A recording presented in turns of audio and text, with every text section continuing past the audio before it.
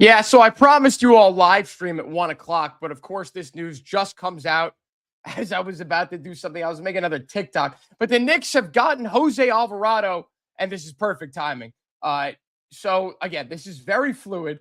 So unbelievable. Unbelievable. The Knicks trade Dalen Terry and 2 second-round picks to the Pelicans for Jose Alvarado. I cannot believe it. They did not give up Landry Shamet. They give up 2 second-round picks and Dalen Terry. You got to be kidding me. That is extremely ideal.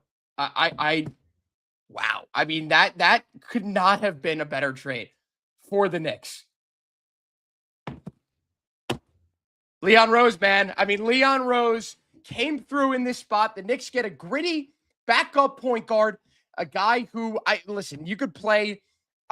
The lineups that the Knicks could play right now are salivating. Listen, Jose Alvarado is an undersized guard. He's 6 feet tall. He's not big, but this is a guy that the Knicks have been trying to get for a very long time. And the fact that they were able to get him for Dalen Terry at 2 second-round picks signals to me that the Pelicans were doing anything they could to get him off their hands. I mean, like what? This could not have gotten any better. And again, my apologies. This is very fluid. I saw the trade. And I'm like, you know what? I'm going to take my computer out. I'm going to fire it up 30 minutes before. If you're just joining now, you can see the title. I'm sure you saw the news right here. The Knicks have acquired Jose Alvarado for Dalen Terry and 2 second-round picks. Dalen Terry, who they just acquired last night at I want to say 12:30 in the morning. They acquired him. Yabusele played. I don't know if he played in the last game, but he was in the picture. Mitchell Robinson winning defensive player of the game. So he was on the bench. He probably, went showered and then found out the news that he was gone. But the Knicks, yeah, I mean, this is unbelievable. I mean, this is the exact type of player that fits the Knicks identity, or at least what they're trying to do. There is a narrative that I've been trying to push for a very long time, but I think applies to every single sport, every single team that plays in a certain city. And the Knicks have won in the past by playing hard-nosed, physical defense, busted their asses. They've had a physical, bruising identity. And they've lost that. When they traded for Karl-Anthony Towns, they lost that. They don't get it from Jalen Brunson. They definitely don't get it from Mikal Bridges. They kind of get it from OG Anunoby. And here we go. Yeah, they sent cash too. They stay, I'm assuming they stay under the second apron. So this could not have gone better for the Knicks. Yeah, I mean, the Knicks fans are going to love this guy. They're going to love him. This guy puts it all on the floor. He does. He provides the Knicks with exactly what they've been looking for. A backup point guard who could facilitate. No one's saying that he's not a good playmaker. Of course, he's not, he's not some world beater when it comes to, a Tyler Kolek in terms of being able to facilitate, move the ball. Played 22 minutes a game this year. He's only averaging 3 assists per game, but again, he's hard-nosed. He's gritty. He busts his ass. He is the exact type of guy that the Knicks have needed for a very long time. Like, when was the last time you could remember a Knicks guard with a lot of grit? Deuce McBride, he busts his ass. He plays hard. I'm not saying that. I think you could say Dante DiVincenzo. Like, that was a dog. The Knicks need dogs. And they just got one in Jose Alvarado, a guy they've been looking to acquire for the last 2 years for scraps. For scraps. They gave up a hot dog on the corner of 34th and 7th. They gave up a hot dog, and they gave up a Madison Square Garden popcorn. A thing of popcorn. Those are good. Joshua, yeah. What's up, man? So it was Dalen Terry, the guy they acquired last night. They literally got him last night. They were able to get Gershon Yabusele. And this is the, I mean, the fact that they essentially turned Gershon Yabusele, a guy who objectively sucked this year with the Knicks. I don't know what happened in the offseason. He came in to play for the Knicks, and he was terrible. He was awful. He couldn't hit water if he fell out of a boat. He shot extremely well. I think it was 38% from three. Shot 50% from the floor last year with the Sixers on a team that, he got a lot more playing time. But earlier on in the year, he was a part of that rotation, and he gave the Knicks nothing. And Mike Brown continued to give him chance after chance after chance, considering the fact that they were really high on him. Out of the two, I guess out of the three moves the Knicks made in terms of signings, I don't count Landry Shamet because he was on the team last year. But in terms of Jordan Clarkson, Malcolm Brogdon, and Gershon Yabusele, I and a lot of Knicks fans thought that the latter, Yabusele, was the best move they made. A guy who allowed them to have a lot of flexibility in their rotations. A guy that could potentially allow them to play to play him at the five, next to a smaller Knicks lineup. Again, this is very fluid here. This is amazing. This really is Alvarado, New York City guy. He played in Queens from Brooklyn. This is the type of guy the Knicks have needed for a very long time. It is. He's gritty as hell. He's a very good defender, despite his size. And here's the thing. I mean, you could play him against Jalen Brunson, but that is a tiny, tiny backcourt. Tiny. I'm very interested to see how Mike Brown deploys him in the rotation. He's going to play alongside Jalen Brunson. He is. He plays a lot bigger than he is. Much like Deuce McBride. They're both shorter stature, but they both have the length. They have the ability to keep any opposing guard in front of them. And here's the thing. Jose Alvarado, you play the Celtics. He'll be able to match up against Derek White. You play the Cavs. You can interchange him and Deuce McBride on Donovan Mitchell. And obviously you'd like to have Mikal Bridges on him. You'd like to have OG Anunoby if needed.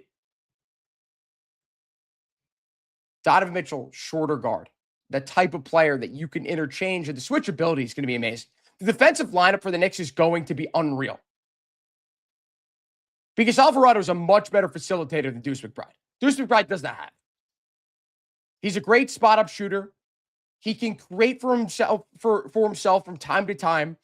But Jose Alvarado is the exact type of guy that they've needed for a very long time off the bench.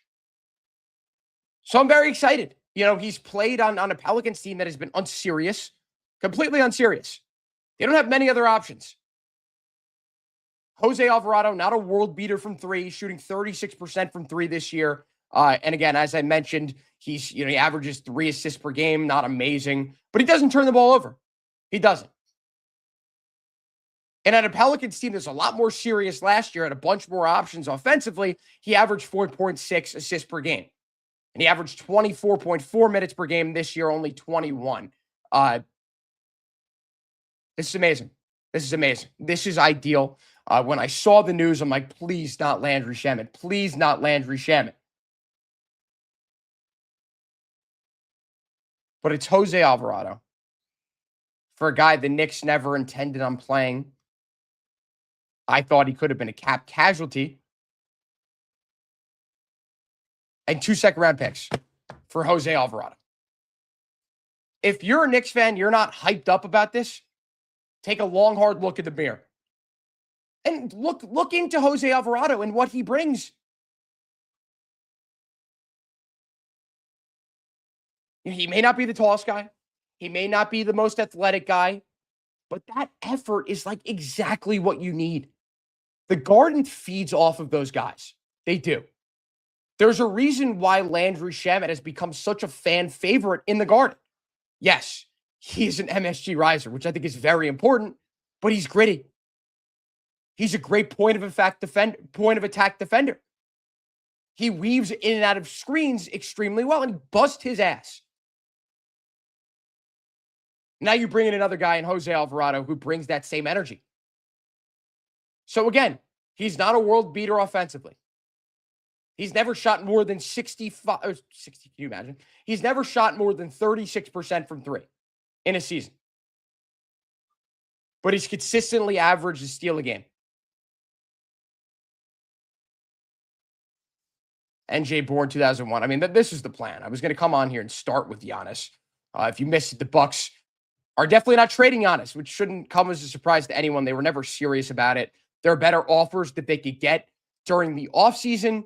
Teams will have a better view of their future and have more of an understanding of like where they stand in, you know, in their respective conferences and who they have and what deals they eventually make. You see how crazy this trade deadline is. The reason why all these moves are being made is because teams knew that the Bucks were never serious about trading Giannis. And again, the news comes out like, of course they weren't trading Giannis. Of course. Do you see who are the suitors? The Warriors, the Heat, the Timberwolves. These are unserious teams that were never going to offer enough to the Bucks for Giannis Antetokounmpo. It's just going to be a little awkward the rest of the year, depending on, you know, if Giannis wants to play. If he doesn't want to play, self-diagnosed with that calf injury. I think it's pretty funny. But we're talking Jose Alvarado here. I might get into the Giannis stuff in a little. I was planning on going live from 1 to 2. This came out of the blue, and here we are now. Zero Quilty says he's not. Yeah, 100%. He is. He is the exact type of player that the two-way guard that the Knicks have been seeking for a long time. They have. Leon has this plan from the start. He just cooked. I don't think those Knicks have been trying to get Jose Alvarado for a long time. And all it took was a swap for Gershon Yabusele for Dalen Terry. And then attaching 2 second-round picks. Knicks had 9 second-round picks to play with, I believe. Don't quote me on that. And they also still have this Wizards unprotected pick or protected pick from 1 to 8, which is going to convey to 2 second-round picks. So they're going to essentially have 2 late first-round picks. Very close. You know, it'll be 31, 32, depending on how fall potentially if you know, the Wizards fall in the lottery. Can you imagine if they end up like the 7th pick, the Knicks get screwed, the 8th pick, they get screwed out of that pick, just like what happened with the Mavs. Yeah, Wellesley says based on what they gave up, you can only be happy with this move, and I don't really know much about Alvarado. What I'll tell you, and what you will know pretty quickly, is that he's a dog. He's a dog. He gives you his all every time he steps on the hardwood. He's not inept offensively. He's somewhat of a facilitator. The Knicks have way more options offensively than the Pelicans ever did. Last year, where they weren't as injured, he averaged 4.6 assists. This year, only 3, just over 3. But you look at that Pelicans team. Who do they have? Who do they have? So you got to let's discuss, you know, what Jose Alvarado's role might potentially be with this Knicks team. And again, this is very fluid. The news just came out, and here we go. Okay, so the reason why this move is, and I digress here. I just want to, you know, again, I'm trying to update you in real time with this news. Alvarado has a player option next year, $4.5 million a year. I don't know whether he's going to get more than that. I can only imagine it'll be like a $5-6 million a year guy at this point, with how much money the upper echelon players in the NBA are making, with how the new CBA works. Can't imagine you get more than $7 million a year. But here's this tweet by I see this guy, Yossi Goslin. He's very good with the cap analysis. He says Jose Alvarado picking up his player option would give the Knicks significant flexibility below the second apron next season. It would help them maximize their depth under the second apron hard cap they'd be subjected to if they can acquire Giannis Antetokounmpo in the offseason. So not only do they get a guy who is going to be impactful for this year, but if he picks up his player option, he gives the Knicks an expiring contract that will help them get up to the number that they need to be when it comes to a Giannis Antetokounmpo trade. And also, he's a good player. If he's making $4.5 million a year, I know this isn't exactly what the Bucks would be looking for. And I know we're jumping way ahead here. We're jumping 100%.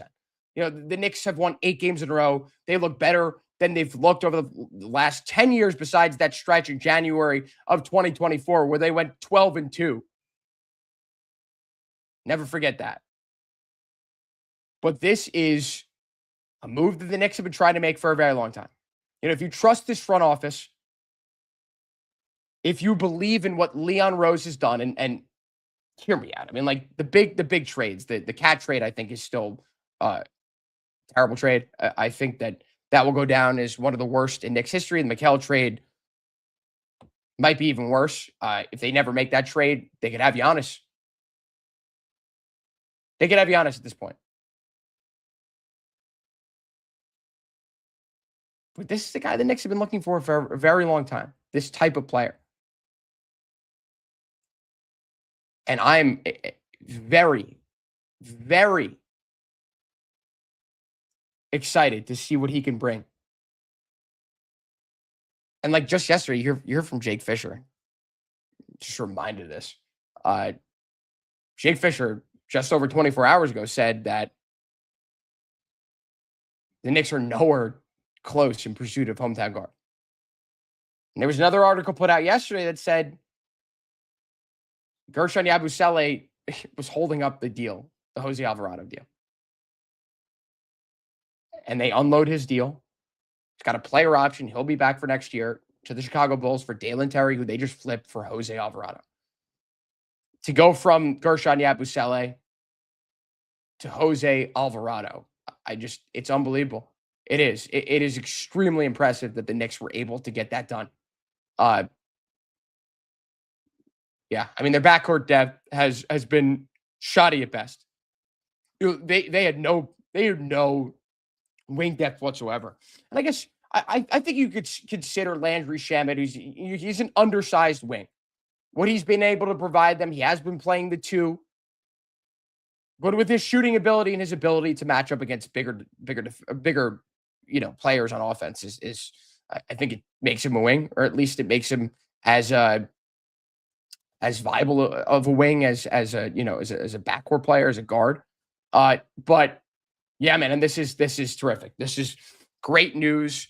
I like don't know how much more I could say about it. You know, I'm just, again, it's very fluid.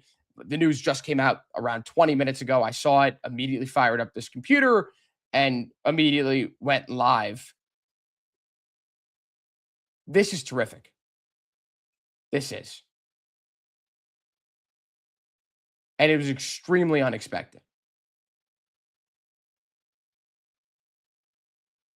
And now we get more Giannis. This is the craziest trade deadline I can remember. I mean, the amount of moves, all the things that have happened. Unbelievable. Unbelievable. And like there are a few different moves that I wanted to get into. We could stick with Alvarado for as long as possible here. And please drop some comments down below if you're in, especially in YouTube. I don't know how many never know how many YouTube people I have, YouTube viewers that I have.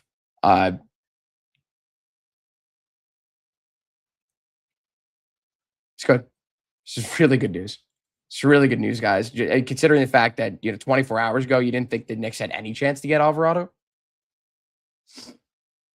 Gershon Yabusele was a non-factor. He was atrocious. He's one of the worst Knicks in recent memory, especially considering how hyped up he was. He averaged like 3 points per game, couldn't hit water if he fell out of a boat from 3, provided them nothing defensively. And the Knicks essentially just traded him and 2 second-round picks that teams dole out like candy. Second-round picks, I think teams value them, obviously more in trades. The teams accumulating them, especially contenders, don't use those picks. They don't have space on their rosters. So they become a massive trade chip. In this day and age, especially with the apron system. of the new CBA. I say new CBA. It's been 2 or 3 years at this point. But these second round picks that can turn into guys who are playing well below the veterans minimum, playing, for $1 to $2 million a year. Like, you could take a bunch of swings on these guys. For terrible teams, why not? Take all these guys. See what you have in training camp. See what you have in the summer league. If you want to send them down to the G League, go ahead. And then if you want to bring them back up, terrific. And that's the value in these second round picks. Knicks just gave up 2. Again, I think they had 9. Now they have 7. And this is like the next 5 years or whatever. And again, correct me if I'm wrong. I mean, that 7 now could turn into 9. Will turn into 9 when the Wizards end up in the top 8 of this year's draft. The Knicks will end up with 2 extremely solid second round picks in 2026 and 2027, which will be the Wizards picks. And those picks they'll have value. They're not going to be some random second round throw-ins that might be at the back end of the draft. They won't be in the bottom 10. They'll be in the top 35. It's almost just as good as a first round pick, an end of the line first round pick. So they have all this flexibility. If Jose Alvarado picks up his option, according to what I've seen, it will give them a lot more flexibility under the second apron. Which, if you understand anything about the cap, if you're hard capped at the second apron and you're past the threshold for the first apron, you can't send out any less money than you'd be taking in. So you have to be receiving exactly what you'd be giving out. And the Abusele and Dalen Terry trade was essentially the same amount of money. And now you get Alvarado, same situation. They're sending out more money than they could take in, which is legal with where they are. But it's very rare in the NBA that you could find a team that's willing to do that. Because these types of players, a Jose Alvarado, is extremely valuable to a contender. Maybe not the Pelicans with where they're at. That dumpster fire of a team that traded its unprotected first-round pick next year for Derek Queen, who's a good player. Don't get me wrong, but unprotected. I'll never get over that. Joe Dumars just smoking crack that night. I digress. To a team like the Pelicans, I'm sure all of the offers they got for Jose Alvarado, everything that teams submitted for him, this might have been the best move for them. And again, they get 2 second-round picks. And if you know which 2 second-round picks it is, please let me know. I'm staying on my phone here, seeing what the deal is. So please let me know. I still don't see anything. Yeah.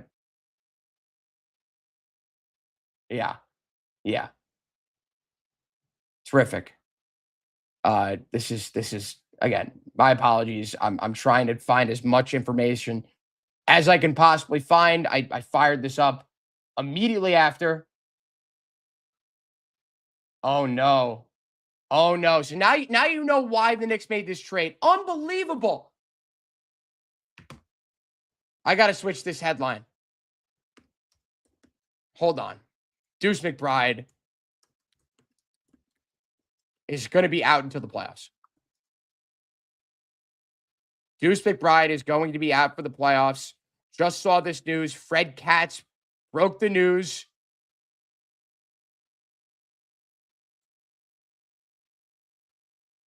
Unbelievable. Just when you think you have it great. We can't always just have nice things, guys. According to Fred Katz, this just broke a minute and a half ago. He said Knicks guard Deuce McBride will undergo surgery Friday on a core muscle injury, more commonly referred to as a sports hernia, and could be sidelined until the playoffs. Well, I mean, look on the bright side. At least this wasn't a season-ending injury.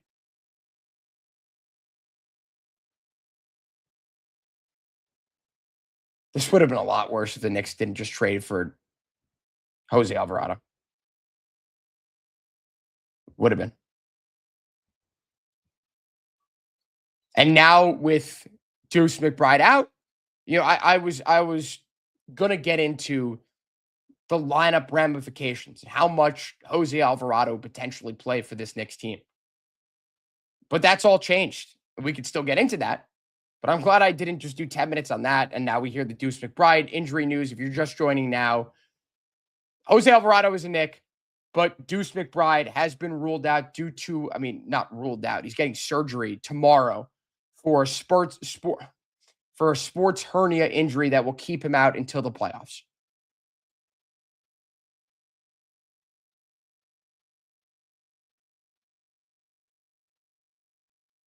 So you can't just have nice things. This was one step forward, one step back. Yeah, this is a massive trade. This is. The Knicks need a Deuce McBride level defender off the bench to match up against quick guards. We've seen repeatedly, Mikal Bridges can't keep in front of quick guards. The guys that can penetrate the defense easily. He can't. He can't do it. And he's too small to match up against bigger forwards. How many times do we watch during the Celtics series Jaylen Brown back up into Mikal Bridges with ease?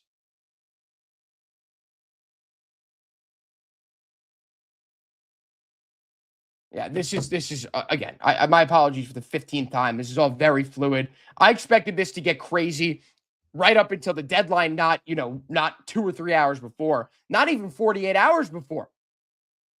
The craziness started out of the blue with the James Harden, Darius Garland trade. James Harden, who's, by the way, who's not a cancer whatsoever on any of the teams he plays for. How long do you think he's going to last in Cleveland? Over under a year and a half, James Harden in Cleveland. He'll be able one day to complete the NBA rainbow. That'll be a meme out there. Corey, I think you wrote this before the Deuce McBride injury. Yeah, it's good news. It is. It is amazing. Go New York, go New York, go. But Deuce McBride is now out for what seems like multiple months, at least 2 months. They said he could be out into the playoffs. We've seen this happen before with the Knicks, where they've gotten injury timelines wrong. And if you remember, in 23-24, the Knicks I want to say early December, ruled out Mitchell Robinson. The news comes out that they are looking for, I forgot what it's called, like the injured player exception. They wanted to get money back on what was owed to Mitchell Robinson, the disabled player exception, whatever the hell that is. They essentially were saying he was going to be out for the season. At least they thought that, and they wanted to get their money back. Well, it turns out Mitchell Robinson returned at the end of the regular season and played in that series against the Sixers. And of course, the end of the series gets hurt and misses the first 2 or 3 months of last season. But the Knicks have traded for Jose Alvarado. It's bittersweet, though, because Deuce McBride is going to be out until the playoffs. I'm encouraged the fact that it's not like guaranteed he'll be out to the playoffs. Guaranteed he'll be out 3 or 4 months. Guaranteed he'll be reevaluated at some point. He needs to get the surgery before we know more. So nothing's absolute as of this point. It's encouraging.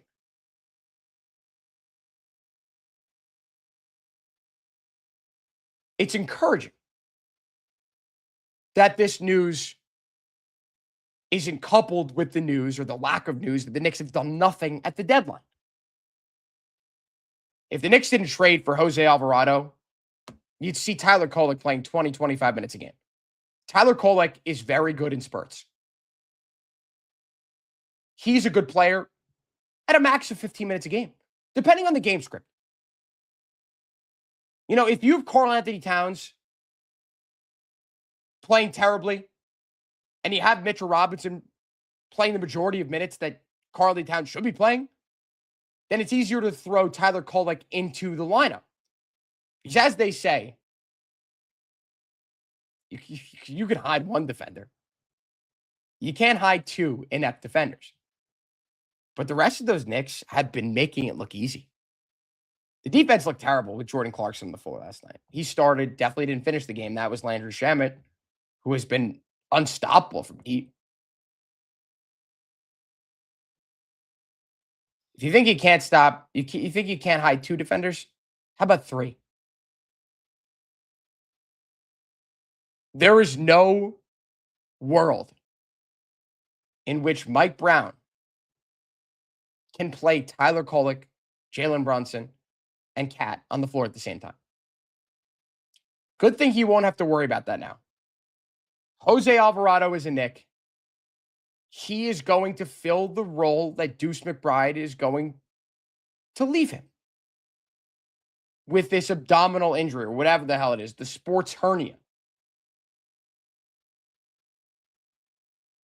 The only issue is that Jose Alvarado is not able to fill the shoes of Deuce McBride from deep. And although Deuce is plateaued from three, first 2 or 3 months of the season, he was lights out from three. He was shooting almost 50%. He had the highest three-point percentage in the NBA multiple months into the season. So Deuce McBride is now out multiple months with an injury that could sideline him until the playoffs. Thank goodness the Knicks are getting three-point output, extremely consistent three-point output from Landry Shamet. Someone who has been lights out from deep. Lights out. And what him and Mitchell Robinson are providing you on a nightly basis, it makes this team so much scarier. Last year, they had zero depth. None. Tom Thibodeau refused to play Landry Shamet. Refused to. Barely, if at all, played him until he had to. When they went down 2-0 to the Pacers in the conference finals. He had no choice. His hand was forced. He knew his job was on the line, had to play these guys, and of course, Landry Shamet showed up big time. Big time. And we found out in Game 5 of that series that this guy is an MSG riser. I mean, I've never seen, I haven't seen Jose Alvarado play a game in the orange and blue yet. I think it's safe to say this guy is going to rise to the occasion at MSG. He's a New Yorker, grew up in Brooklyn, played high school ball in Queens. This is the guy that the Knicks needed. This type of guy, the grittiness that they've lacked since they lost Dante DiVincenzo. Julius Randle provided that as well. And you traded for two softies and Karl Anthony Towns, who, to his credit, got headbutted to the top of his right eye or bottom of his right eye, needed stitches, came back into the game, had one of the toughest visuals that you'll ever see with the blood on his jersey, which he had to swap out. He needed to swap out his jersey. He made the 2 free throws, went out, came back in the game, and played very well till he fell down. But you trade for two softies in McHale and Karl Anthony Towns, you need to supplement those guys with guys like Jose Alvarado. A guy that is going to bust his ass, especially on the defensive end for the 20-25 minutes a game he'll play going forward. Maybe a little bit less, maybe 15-20. He's only playing 21 minutes. He was only playing 21 minutes a game this year for the Pelicans, 25, almost 25 a game last year for the Pelicans. When they made this trade, when the Knicks made this trade earlier, I've been live for 35 minutes almost. They made this trade about 38 minutes ago. I went live almost immediately after. My concern was that how much is he realistically going to play? How much? Behind Deuce, behind Shamet.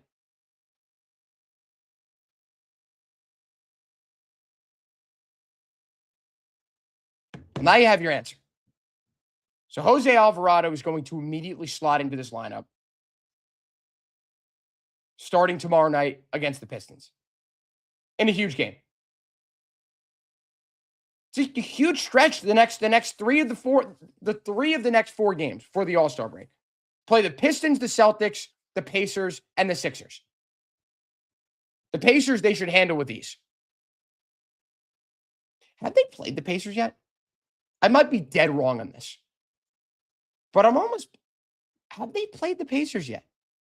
Maybe in some NBA Cup action. But I don't think I'm wrong about this. I don't think I'm wrong. They play 3 times this year. They play them.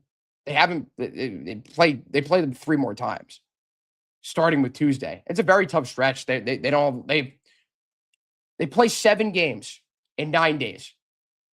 They've already played 2 of those. That was 1 back-to-back. They get some rest today. Then they play the Pistons. Then they get a day off. They play the Celtics, and then they play the Pacers, and they play the Celtics on a back-to-back. I guess the Celtics Sixers on a back-to-back, and then they have the All-Star break. But Leon Rose has come through. He's come through. They've needed this grittiness so bad. So bad.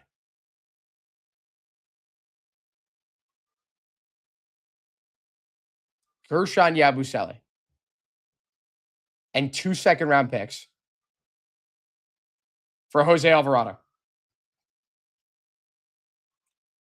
A guy that sucked. Could barely move down the floor because he was so fat. 1 second-round pick that won't play. Another second-round pick that won't play. For a rotation player in Jose Alvarado. Leon Rose deserves his flowers for this. And I'm not going to sit here now 37 minutes in and understate the importance of this move. Now that Deuce McBride is going to be out multiple months. I guess at minimum, he said he could be out into the playoffs. He's getting surgery tomorrow. There's no guarantee that when they go in, open him up for surgery, that the injury isn't worse than they thought it'd be. Knock on wood. I'm not putting that out there in the universe. But I mean, I feel a lot worse as a Knicks fan if Deuce McBride was out and the Knicks didn't have Jose Alvarado. That makes it much easier. Much easier to stomach Deuce McBride being out for a couple of months here. So I just did 38 minutes on this. If you missed any of it, scroll back. Again, I went live immediately after this. So the first part of it, for the 15th time, I'm going to apologize again because it was fluid. I was updating my phone, didn't even know the return when it originally went down. But I'm excited. If you're a Knicks fan, you should be excited as well. Of course, the whole wrench being thrown in this is the Deuce injury, but again, this makes it a lot easier to stomach. It does. So, big news. I'm excited. That's what I'll say. I'm intrigued because I think that Jose Alvarado is going to be an MSG riser. He's going to become a fan favorite. I love the idea of a backcourt, a bench backcourt of Alvarado and Landry Shamet. How about this line? I'm salivating at the thought of this line. Alvarado, Shamet, OG. I guess you could play OG at the 4. With Mitchell Robinson in there. You could throw in anyone at the 3 or 4. Play OG at the 4. You can play anyone. But you have the bench lineup that can come in and completely change the energy of a game. I think if you're, and I just told you I'd move on from this, but I was working the last 40 minutes to build up to this point. The Knicks over the last 5 years 2 of those years, they had a lot of depth. They had Emmanuel quickly off the bench. And what did that depth provide the Knicks? They had Josh Hart off the bench as well. What did that depth provide the Knicks? A kick in the ass and the ability to completely change the energy and the momentum of a game. Well, they've lacked that. They've lacked guys who can come in, perform at the highest level at Madison Square Garden. Landry Shamet rise to the occasion at the Garden. And I think that Jose Alvarado is going to be that guy as well. He's a New York kid. Grew up here. Played high school basketball here. That is the exact type of guy that you target. You know, even if the stats don't jump off the page at you, you need his grittiness.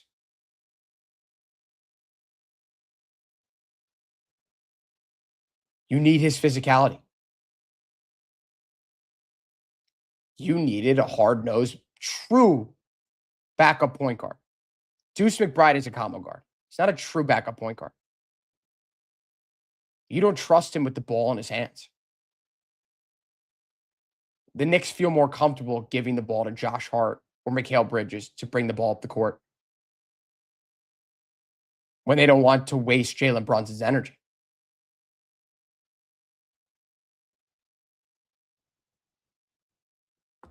Look at what Landry Shamet has done for this team.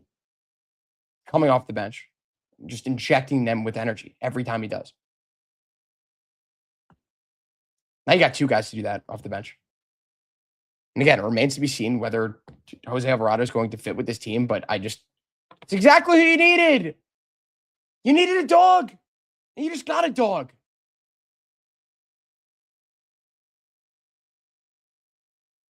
So there you go. All right. I just did 42 minutes on that. Again, if you missed this, then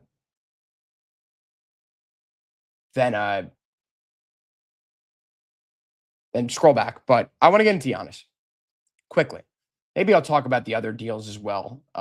If you're focusing on the Knicks again, when I end this, you could be able to scroll back. I don't think you can. Maybe on YouTube you can, but not on Twitter. Check me out on YouTube. Check me out on Twitter. Subscribe to me on YouTube. That would be much appreciated for more live streams like this, and also Twitter. I do them on both. Drop a follow, subscribe, whatever you want to do. It's much appreciated. But it came out about an hour ago that the Bucks are not going to trade Giannis before the deadline. This shouldn't come as a surprise to anyone. None of the offers, the reported offers, the rumored offers that the Bucks got for Giannis were ever enough. And the fact that they never even considered any of these offers means that they were never serious about trading him. They were asking for the moon and the stars. Teams at this point, the middle of the season, especially the teams that were desperate to try to get him, the Heat, the Warriors, the Wolves for a second, I never thought that makes sense. Like, they're a good team. No need to gut all of your depth. I'm sure that they would have asked for Jaden McDaniels, Julius Randle, Dante DiVincenzo. Like, it was not worth it for any of these teams interested in Giannis to give a Godfather offer to the Bucks, to make them an offer they couldn't refuse. Never made any sense. So the Bucks hold on to Giannis, and now it's an interesting dilemma. It is. Like, there's this, I don't want to say antiquated sentiment, but there is a prevailing thought that will last for the rest of the year amongst Bucks fans. And the players on the Bucks not named Giannis Antetokounmpo. And I know that he never explicitly asked out.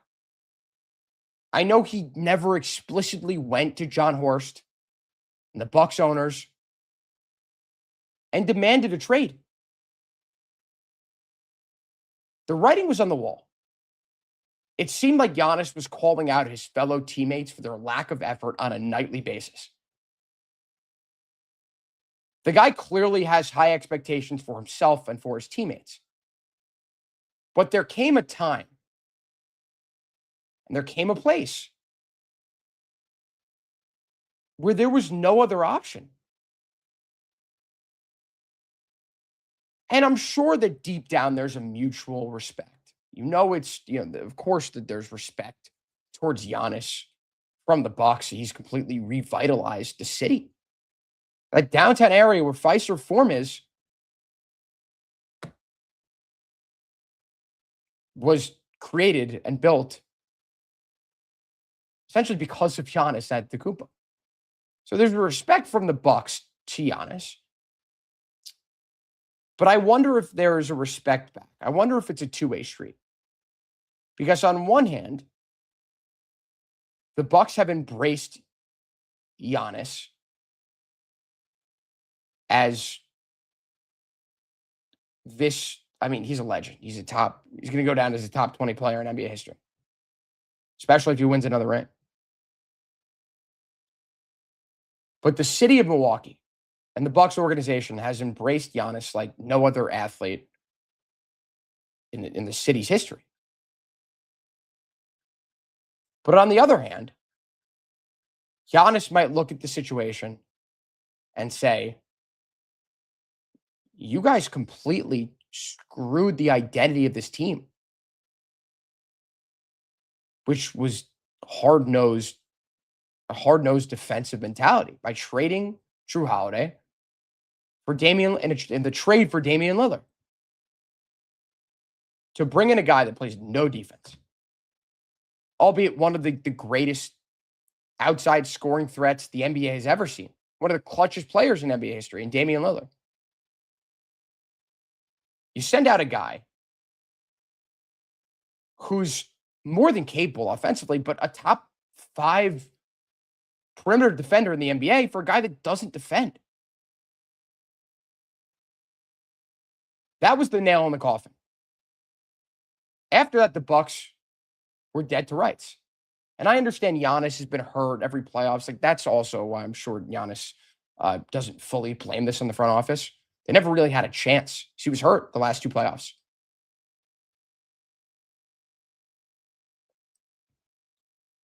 But the Bucks completely fumbled the future of Giannis Antetokounmpo. They won a ring. All right, like, that's important. This would be a much worse situation if they didn't get that ring. And I'm sure Giannis would have formally asked out by this point. They have their ring.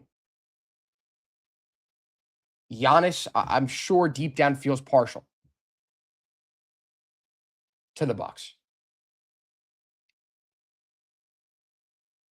But you got to consider what will happen the rest of this year. After Giannis did something that I've never seen throughout my years watching the NBA, by self-diagnosing himself with a calf strain. He said, I'll be out 4 to 6 weeks. What? After the game, he didn't get evaluated. Yeah, I'll be out 4 to 6 weeks. And then, of course, a couple of days later, it's reported that the Bucks and Giannis are looking for a trade partner. And Giannis is looking to move on from his time in Milwaukee. So now how do you think that that's going to go down? I'm sure his fellow players would understand. Hey, we haven't been good enough. Giannis had to talk to us after every single game this season. And Bucks fans, owe him all the respect in the world for what he's done for the city, what he's done for their favorite team. But don't you think that that's going to be the story the rest of the way? Especially with it being extremely unlikely that the Bucks make the playoffs? Don't you think that? They're not making the playoffs. Giannis might look at the situation and say, why should I lace them up one more time this year? Why would I risk potentially getting hurt for a team that has a snowball's chance in hell at both making the playoffs and competing for a championship? When I'm a top 3 player in the NBA, I'm going to bust my ass for a team that inadequately built around me. I'm gonna lace them up for a team that is objectively garbage. I don't think so. One of the most interesting storylines to watch the rest of the year is what happens here. Does this whole situation unravel? Is this one of a million James Harden situations? I'm looking at the fat suit. Just every time that he asked out. I don't think Giannis is as immature. I mean, to be fair, James Harden, say what you want about him constantly asking out. There's no one better at getting what he wants out of his franchise. He's gotten every single trade granted, and the team that he's wanted to go to, he's been sent. I think that's hilarious. Thinking about that the other day, I'm like, there's no one better than James Harden at asking out and getting where he wants. Maybe Giannis could take some notes from that. I don't think Giannis would ever sink to that level of in China screaming about Daryl Morey lying. Giannis is a stand-up guy. He's one of the most respected athletes in all of sports. Just a good dude. Brings good vibes. Has stayed loyal to a franchise that has failed to do anything to help them compete since 2021, since they won their ring. And there's never any guarantee. There's no death taxes blank when it comes to competing after you win something. The Bucks were never fully set up for success after that happened. They weren't. Of course, it didn't help that Chris Middleton started having these chronic injury issues, with him being their third best player and most consistent scoring option, even more consistent than Giannis at times, especially in big moments. This is a huge story to watch. It is. And, you heard multiple times. I saw a report from Brian Windhorst that I just can't believe for 1 second. I think it's complete garbage.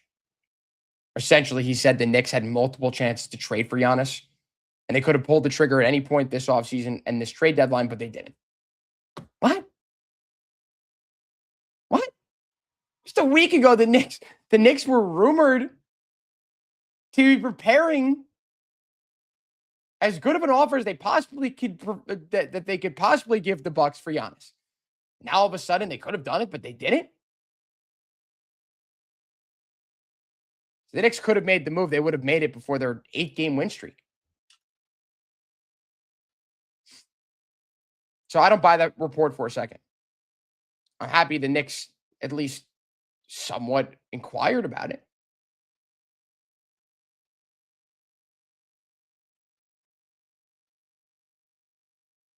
But, yeah, I don't really know what else more I could say about this situation.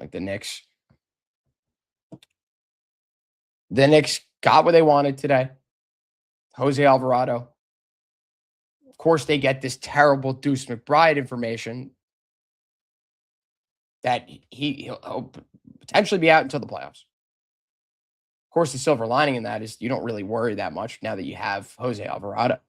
But I was potentially, I tweeted about it that I was going live and I was going to talk extensively about the Gershon Yabusele trade. Well, it turns out the Gershon Yabusele trade turned into the Jose Alvarado trade.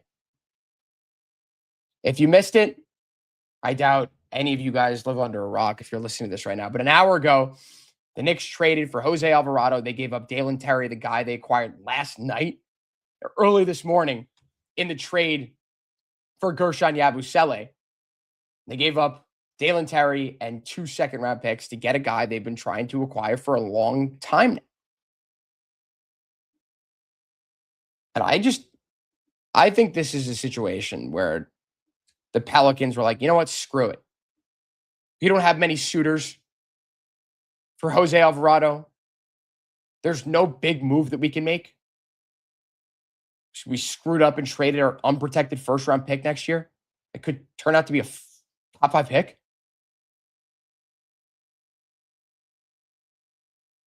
So they decided to give in. That's my hypothesis in all this. The last thing I wanted to touch on is something I made a TikTok on earlier. If you're on TikTok, follow me at Bryce Gelman. I do good content there. Today, I woke up and I'm like, I got to get my thoughts out about this trade from last night. The Warriors traded for Kristaps Porzingis. They finally end the Jonathan Kuminga saga, and they trade him to the Hawks along with Buddy Hield for Kristaps Porzingis. Kristaps Porzingis, the guy with the chronic nervous system disorder, definitely not disorder. The guy with the chronic nervous system disability, I guess you could say, condition, I guess you could say. A guy who will never play more than 50 games in a season the rest of his career. And that's the guy that you trade Jonathan Kuminga for? They finally get rid of Kuminga. They trade him for Kristaps Porzingis, who will never be the same player the rest of his career. What the hell are the Warriors doing? Seriously. You know, they owe $160 million guaranteed to Jimmy Butler, Steph Curry, Draymond Green, and Moses Moody next year. They don't have cap room. Like, you could look at it as, okay, they got rid of Jonathan Kuminga for Porzingis' expiring contract. They still don't have any cap room after that. Like, yeah, they have a lot more maneuverability. All right? They do. Don't you think they could have gotten a better player?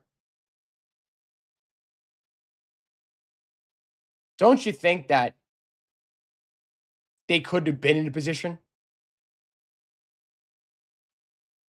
where they didn't want to get rid of Jonathan Kuminga as bad as they did? Don't you think? One of the most interesting breakups and sagas in recent memory. Jonathan Kuminga being the 7th overall pick, a guy who showed a lot of flashes, with a bunch of 30-point games where he looked like a future star, just never fit in with that offense.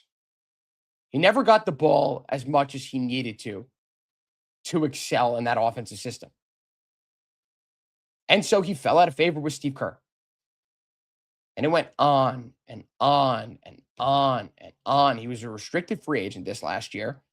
And the thought was that, all right, well, someone will be interested in him. Maybe we could complete a sign and trade. Well, it turns out no one wanted to give him as much money as the Warriors were able to give him. And like, they didn't want to lose him for nothing. Some team would have swooped in there and given him pennies in the dollar, $15 million a year. He ended up getting like, 28, whatever it was, 29, maybe in the 30s. Well, it turns out the Warriors essentially got nothing for him. They turned 2nd overall pick in 2020, the 7th pick in 2021. I mean, they had Moses Moody. They still have the 14th pick that year. He's no world beater. He's not a top 100 player in the NBA, that for sure. They turned those 2 picks into nothing. Kristaps Porzingis was their prized acquisition from all of those picks that they had. The Warriors were set up perfectly to continue their dynasty. They were. I think it's one of the biggest botches in recent NBA history. There have been a lot of busts. A lot of. The one that comes to mind is the Pacers or the Pistons taking Killian Hayes over the multitude of guys that went after him that would have been a lot better. Tyrese Halliburton being one of them. And we can go on and on and on with busts. Rarely do you get essentially 3 in a 2-year span. Rarely do you get 3 in a 2-year span from a team that ended up winning the championship the next year. Those 3 guys have rings. When you look in their Wikipedia, they have one-time NBA champion at the footnote of their page. NBA champions. And the Warriors got nothing for those guys. Nothing. What a disaster. What a fall from grace. And I said this earlier in my TikTok where I criticized the Warriors for what they did. Guys, is it time for them to consider trading Steph Curry? Like, at some point, you just have to admit that all good things come to an end. We want to rebuild this franchise. We've screwed up in drafts before. We need to take this seriously. We need more shots at this.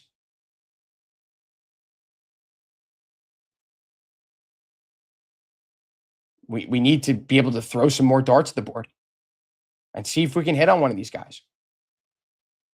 Steph Curry's in his late 30s. I believe he's turning 38 soon.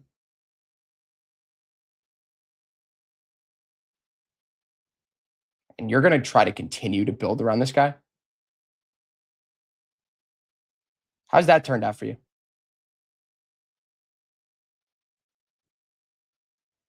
Traded for Jimmy Butler. Jimmy Butler just tore his ACL.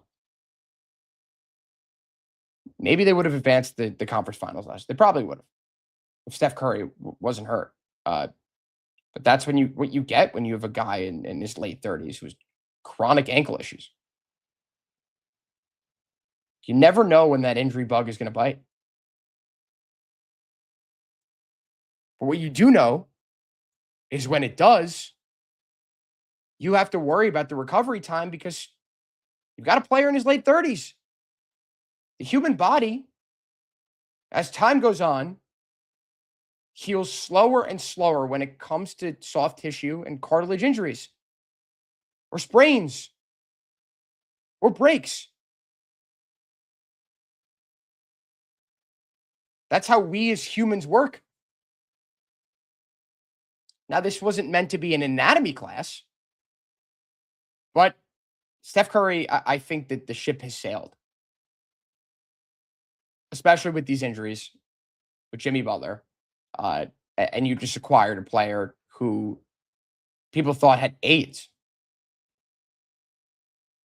Guy who has POTS, P-O-T-S. Which essentially means that, like, there will be times when he goes in the court and his heart rate will get so high that he has to come out of the game. Can't play. There's nothing you do about it. Seems like it's a lifelong condition that he's going to have to deal with. And that's the guy you just traded Jonathan Kuminga for, finally. Let me check my phone again quickly. I don't know if there was any more deals. Doesn't look like it. This league. Tweeted by Jake Fisher. Huh. Yeah, I mean, so if you missed it earlier, as you can tell from the title, I did Jose Alvarado, immediately reacted to it. I'm excited, man. I am. The Knicks have needed a guy like this, scrappy, hard-nosed, gritty guy, especially a guard, for a very long time. So, all right, that'll do it for me. If you missed any of that, scroll back to the start. If you're watching this on YouTube, drop a subscription. If you're watching this on Twitter, I hope you're already following. If not, give me a follow there. Thanks, everyone, for tuning in today. And go Knicks, man. I'm really excited about this. And we'll see how this works out going forward. Let's go, baby. Peace.